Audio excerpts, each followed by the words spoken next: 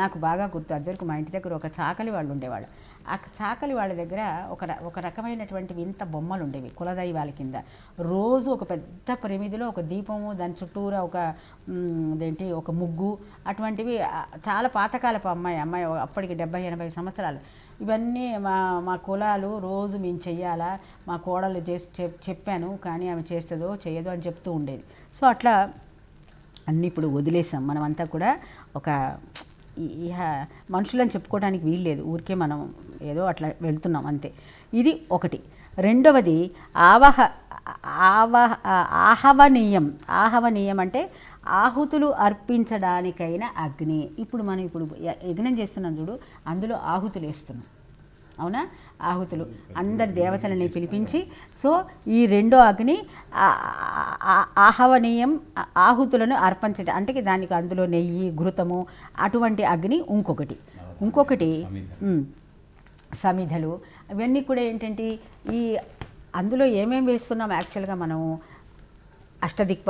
అష్టదిక్పాలకుల్ని అంటే ఏంటి, యముడు, నైరుతి, వరుణుడు, వాయువు, కుబేరుడు, ఇంద్రుడు, ఈశానుడు, ఇంద్రుడు, తర్వాత ఆగ్నేయుడు. ఈ 8 మందిని 8 దిక్కులు, వీళ్ళందరూ కూడా 8 దిక్కులు పరిపాలిస్తూ ఉంటారు మనకి. ఈ పరిపాలించే దేవతలందరినీ మనం అక్కడికి పిలవాలి. అట్లాగే నవగ్రహాలు ఆదిత్య, సోమ, మంగళ, బుధ, గురు, శుక్ర, శని, రాహవే, కేతవే. సో వీళ్ళని పిలవాలి. వీళ్ళని పిలిచిన తర్వాత కొంతమంది దంపతులు అంటే ఆదర్శమైనటువంటి దంపతులు, సీతారాములు, శచి ఇంద్రుడు, అట్లాగే శంకర పార్వతులు, సో అరుంధతి వశిష్ఠుడు.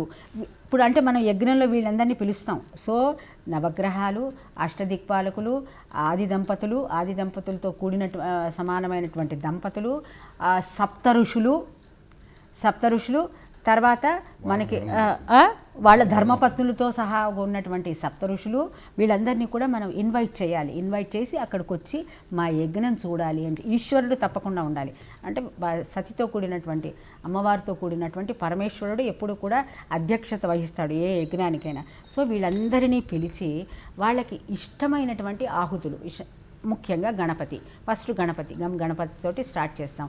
ఆయనకి కావలసినటువంటి గరిక, సో ఘృతము, తర్వాత పుష్పాలు, దాంతో దాన్ని ఏమంటే చెరువు అన్నం, సంస్కరింపబడినటువంటి ఆవు నెయ్యి, తర్వాత మధుర పదార్థాలు కూడా మనం వేయచ్చు అనమాట. అంటే దాని నుంచి మనం ఏమన్నా కనుక ధనం లాంటిది కోరుకోవాలంటే కనుక మధుర పదార్థాలు కూడా వేస్తానమాట. సో ఇవి ఆహుతులు సమర్పించేటటువంటి ఈ అగ్ని ఒక రకమైనటువంటిది. ఇకపోతే దక్షిణాగ్ని అని ఒకటి ఉంటుంది. దక్షిణాగ్ని అంటే దక్షిణం అంటే ఆనందంట. దక్షిణం అంటే ఆనందము అని అర్థంట. ఆనందాన్ని ఇచ్చే అగ్ని. ఇది దక్షిణ మూలలో నిర్వహించాలని చెప్తున్నాడు. ఇది సరే, దీన్ని జనరల్గా మన ఇళ్లలో ఎవరు ఈ దక్షిణాగ్ని పెడుతుండగా నేను చూడలేదు.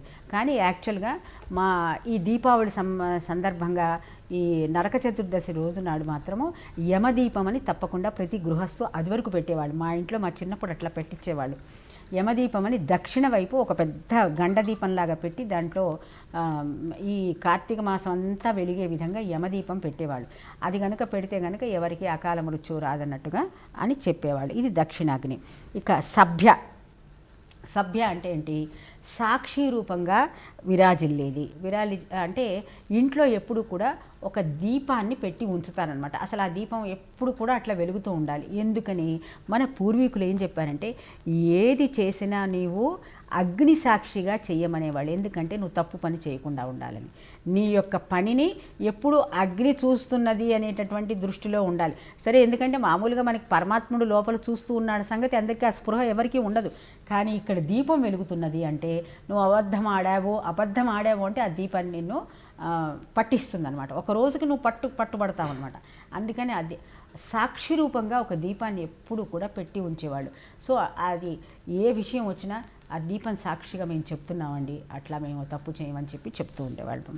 సో అదే చెప్తున్నాడు ఇక్కడ, సభ్య సాక్షి రూపంగా విరాజిల్లేది. అంటే సభ్య అంటే సాక్షి రూపంగా విరాజిల్లేది. కర్మలనన్నింటినీ భగవంతుడు చూస్తున్నాడని ఎరుక కలిగించేదే ఈ అగ్ని.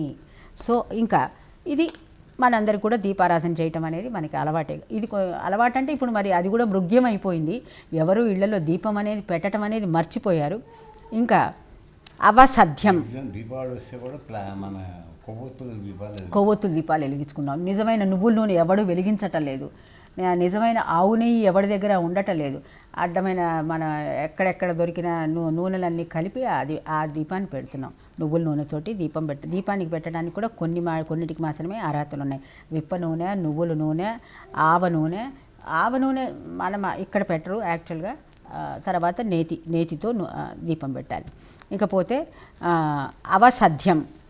అవసధ్యం అంటే అర్థం ఏంటంటే గృహానికి మంగళాన్ని చేకూర్చేటటువంటి అగ్ని.